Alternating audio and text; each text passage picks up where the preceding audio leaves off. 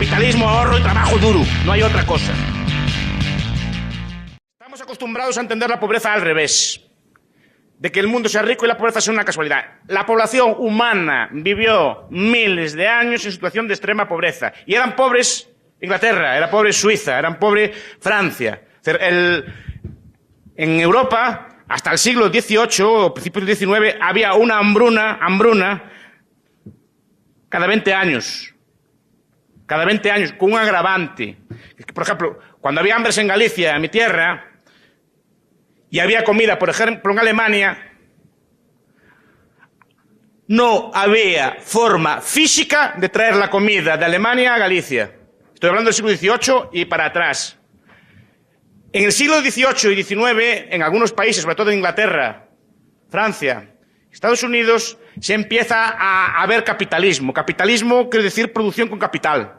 Lo que diferencia a un país rico de un país pobre es básicamente la dotación de capital por cápita. ¿Qué diferencia a un campesino suizo de un campesino, por ejemplo, Banja Mulenge, de las montañas Mulenge del Congo, que son de las zonas más pobres de la tierra? ¿Qué es lo que lo diferencia? ¿Por qué en Suiza no hay pobreza y en el Congo sí? Porque en Suiza el trabajador suizo trabaja con un tractor Massey Ferguson de 500 caballos.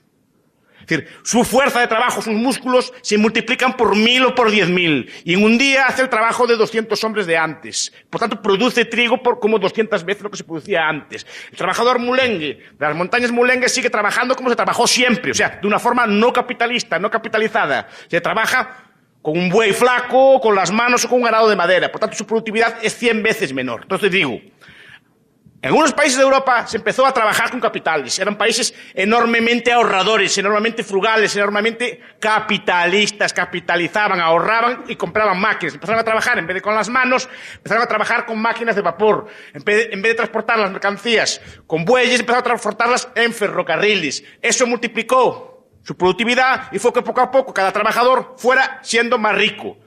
Y eso se fue expandiendo como una mancha de aceite. O sea, lo que hay que explicar es la riqueza, no la pobreza. La pobreza fue siempre la condición de la humanidad. La esperanza de vida de 30 años no se superó hasta el siglo XX.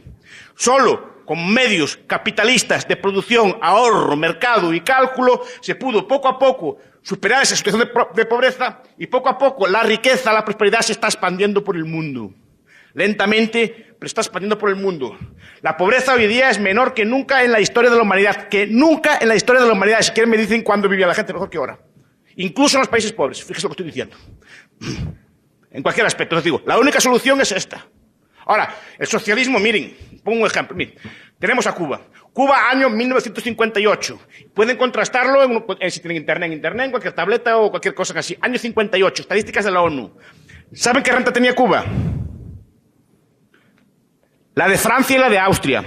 Tenía el doble de renta que Italia y el doble de renta que España. En el año 58. Hoy en día, mire, pues sí, está compitiendo con Honduras por los últimos puestos. A ver cuál es el país más pobre de América Latina. Ese es el logro del socialismo.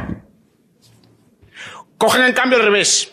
En el año 60, Sudán y Corea del Sur tenían exactamente la misma renta. Pueden contrastarlo también. Sudán siguió como estaba. Corea del Sur abrazó el capitalismo más o menos salvaje. Multiplicó la renta por 30 y el otro quedó como estaba. Ahora Corea del Sur tiene la renta de Italia o de España y Sudán sigue igual que estaba. Esa es la solución a la pobreza. Ya sé que es muy simple lo que estoy explicando. Necesita más tiempo. Esta es la solución a la pobreza y no hay otra solución a la pobreza. Capitalismo, ahorro y trabajo duro. No hay otra cosa.